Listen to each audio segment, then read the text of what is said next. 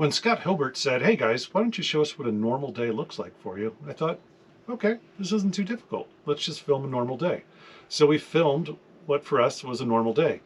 As it turned out through our discussions that day, we have a lot of different kinds of normal days. We ended up filming a normal day where we were driving from point A to point C to point D because we've been boondocking for a week or so. So we ended up needing to do dump tanks, the gray water, wastewater, get fresh water, propane, groceries. So what we filmed was actually a day of where we were just kind of doing a lot of errands and doing just a little bit of mileage in between. So we captured another day for you, and on this particular day, really, we're just driving and we don't have any errands. So Scott, I hope this gives you another idea of what it's like to live in our tiny little cupcake.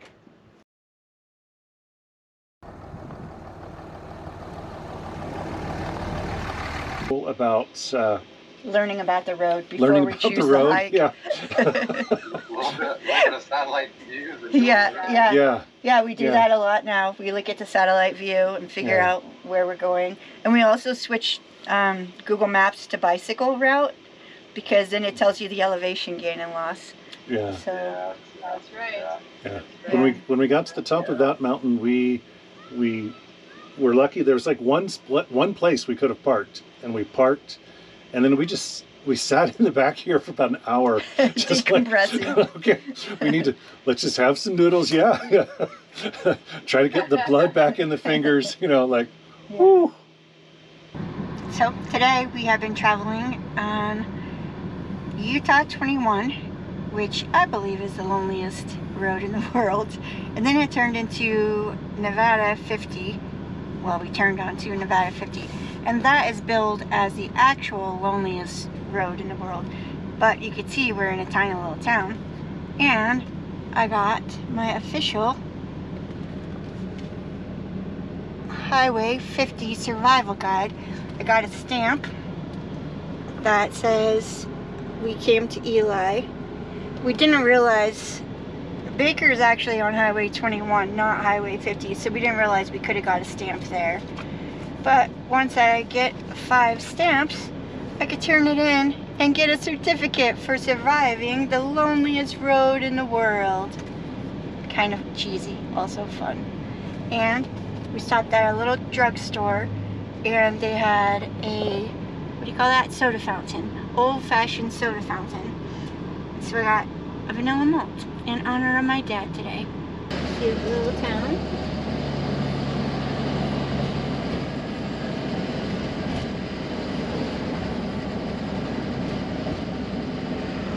Oh, that's a liquor.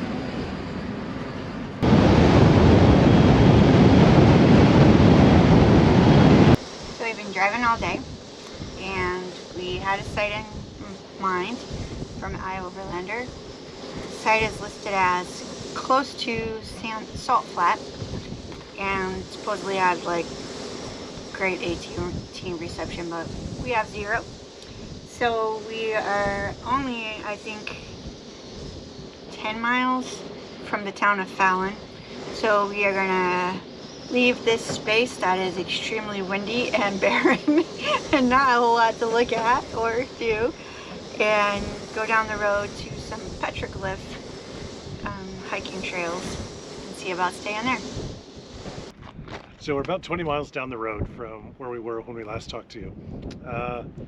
We were just trying to find somewhere that wasn't quite so desolate, and we found this place where it's got hidden caves. So it's early enough in the day. It's only around 3:30, 3:45. We're just gonna go hike the hidden caves and see what that holds for us. So this, a normal day is we do what the heck we want as long as we're moving in the right direction. So let's go do some hiking.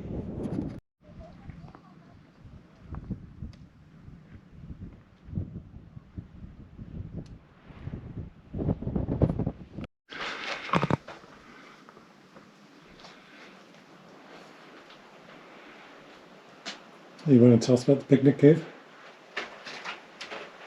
We're in Picnic Cave.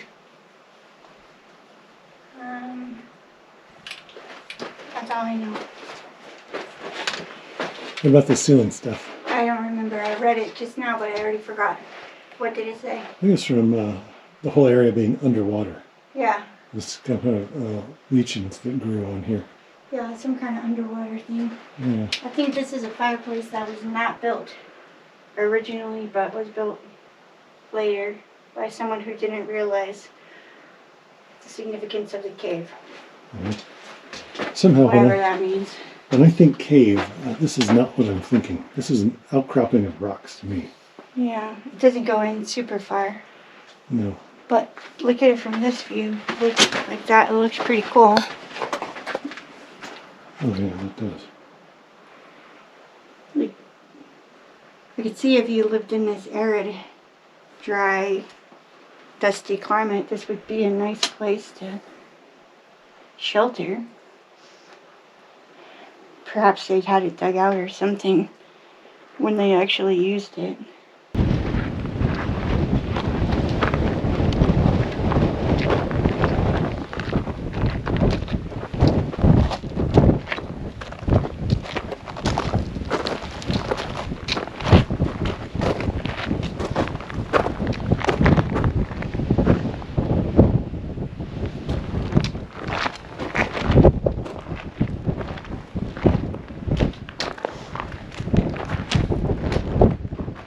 I think once again, slight difference in what I think of as a cave and an alcove.